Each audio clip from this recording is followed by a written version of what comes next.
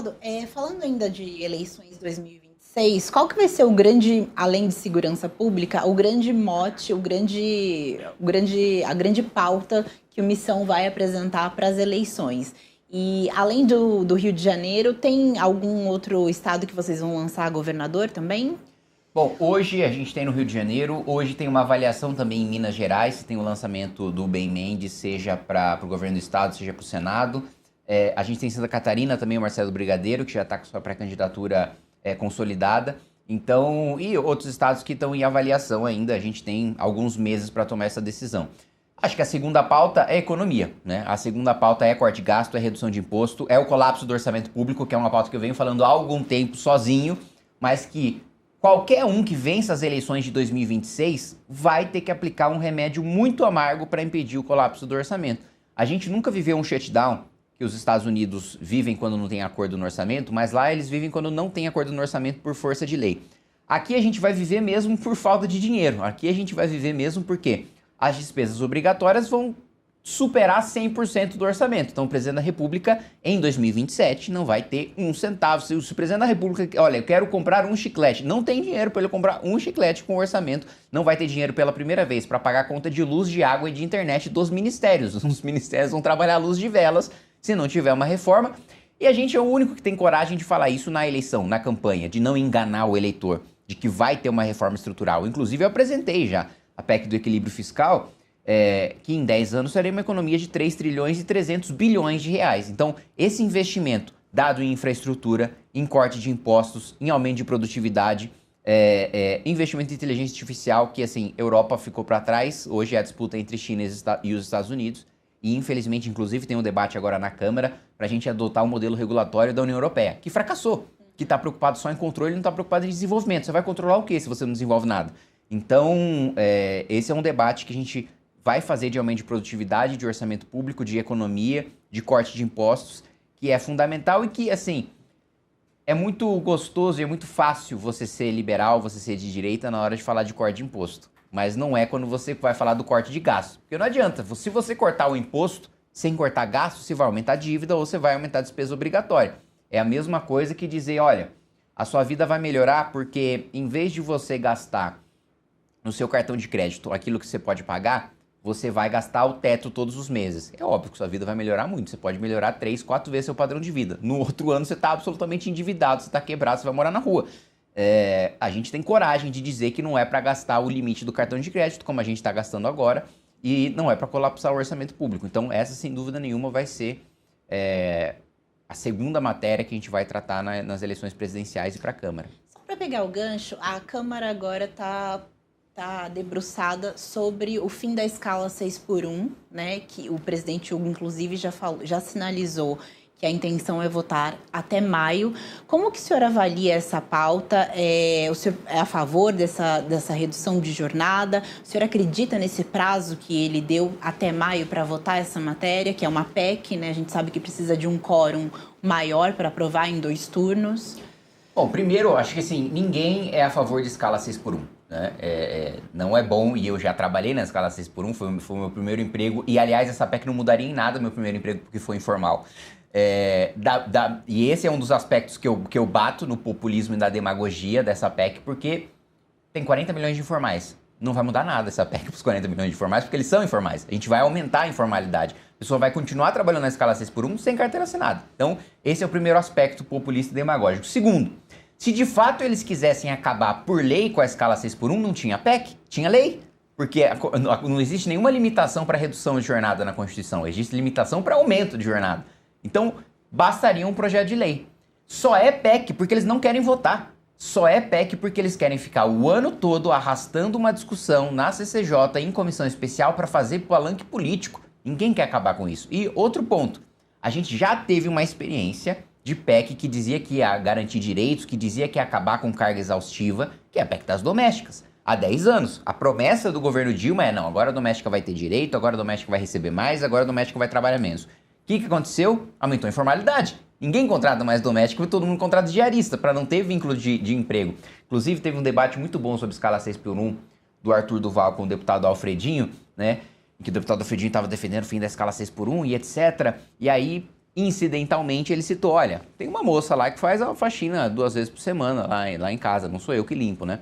Aí o Arthur perguntou, mas ela tem carteira assinada? Ele, não, é diarista. Falou, então, você mesmo que tá dizendo que defende o fim da escala 6x1, que defende o vínculo empregatício, não contrata a sua diarista, porque você não quer que tenha vínculo empregatício. Então, assim, é isso que vai acontecer. Se a gente quer acabar com a escala 6x1, a gente precisa ter aumento de produtividade, a gente precisa ter corte de gasto, a gente precisa ter fim de emenda parlamentar para investir em infraestrutura, a gente precisa ter fim de super salários. Agora, ninguém quer enfrentar o Ministério Público, ninguém quer enfrentar o Judiciário, ninguém quer enfrentar o Congresso Nacional, ninguém quer enfrentar os interesses do Centrão. Aí é fácil fazer o discurso demagógico e populista. Agora, quando é que a gente vai investir em infraestrutura? Quando é que a gente vai ter corte de tributação para ter um patamar minimamente decente em comparação com os nossos pares, com os países em desenvolvimento, que a gente, assim, tá tomando uma lavada, assim, tomando um pau dos outros países.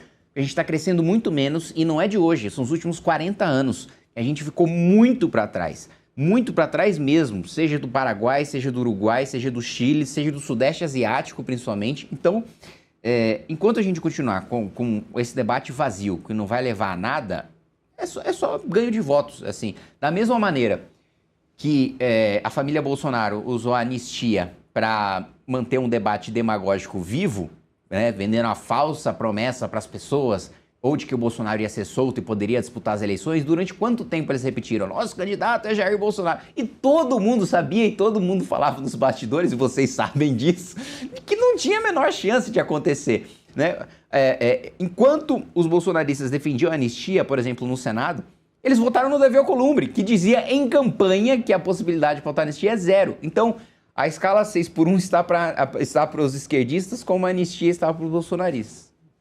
O senhor expôs uma série de problemas aqui, e todos eles envolvem essa palavra, né, que é o Centrão. O senhor Nem todos, né? Ministério Público e Judiciário não envolve o Centrão. Esse talvez não, mas a maioria deles, uma parte importante deles, envolve o Centrão. O senhor é de um partido do Centrão, está saindo agora pro Missão, não por vontade ideológica, mas por alguma coisa mais pragmática, que o senhor se filiou ao DEM e depois à União Brasil. Mas existe essa questão, porque o senhor fala assim, olha, a gente precisa cortar gastos, a gente não adianta simplesmente cortar impostos, precisa cortar gastos. Mas o Centrão tem um apetite por gastos. E a gente chegou à conclusão também aqui de que, do jeito que está a nossa Constituição, o Centrão ainda vai ser maioria por um tempo, por causa do modelo eleitoral que a gente tem. Vocês estão com vários candidatos ao governo do Estado e um candidato à presidência da República. Como que vai ser essa relação com o Centrão, no caso de vocês conseguirem esses cargos executivos? Com essa vontade que vocês têm de cortar gastos, com essa vontade que vocês têm de mudar o sistema eleitoral, com essa vontade que vocês têm de fazer uma série de mudanças que vai diretamente na jugular do Centrão. Aproveitando que o símbolo de vocês é uma onça. Vai ser uma relação conflituosa, né? E eu nem digo que o Centrão tem Você falou bem, né? Que o Centrão tem um apetite por gastos. Não é só que tem um apetite. O Centrão é um obeso mórbido que anda de maca em relação ao orçamento público, do tanto que ele engole o orçamento público. E agora, para a pauta de segurança pública, por exemplo, a gente não precisaria fazer nenhuma força com o Centrão para aprovar. Isso não mexe em nada com seus interesses, né, de orçamento. E vai ser a nossa principal pauta. E eu digo isso porque eu sou um deputado, né? Em 513, enfrentando o Centrão, e o Centrão sabe, né? Não é segredo para ninguém, né? Eu faço discursos escondidos na frente da TV Câmara e na tribuna, né? Falando, inclusive, sobre super salários aprovados agora, orçamento secreto e por aí vai.